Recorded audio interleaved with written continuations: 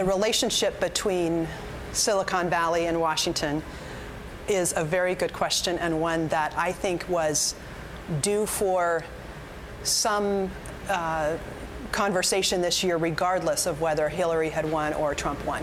And I think that's true because there are some broader economic factors out there. You know, we're a generation today where our children at the age of 30 are fewer than half of them are likely to be making more than their parents in income, which is a big reversal from the trends in America for many, many years, where each set of parents felt like they wanted their kids to have it better than them.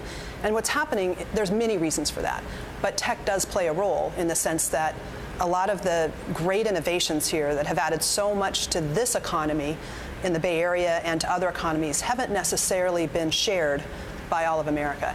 And I think the anxiety around that has been bubbling for some time. So regardless of who is sitting in the White House, I think it's an issue, and I think it's going to be a really important issue how those tensions get resolved in the next year. There are different ways to solve them. I think both Silicon Valley and Washington need each other in many important ways, which we could talk about, and it's really important that Silicon Valley not find itself 2 years from now with the public perception that Wall Street has with Washington. And I think that's a risk if there isn't some olive branches extended in both directions.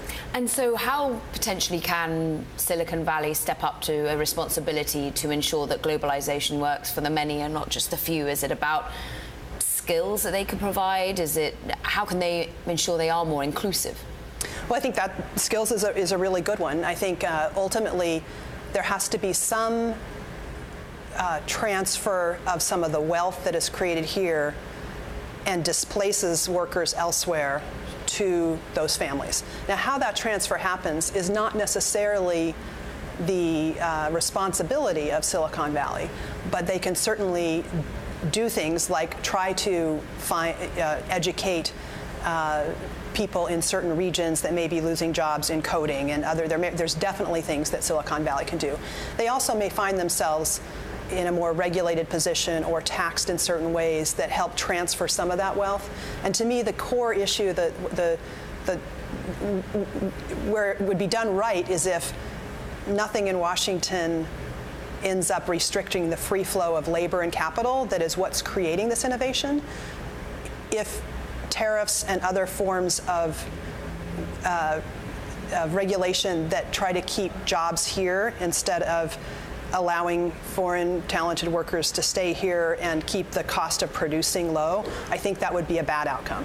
If we could keep free capital and labor and innovation going here, and then with the benefits of that, figure out how to help the people who are displaced from self-driving cars and truck drivers, et cetera, I think that would be important, and Silicon Valley needs to step up and look for ways that they can help.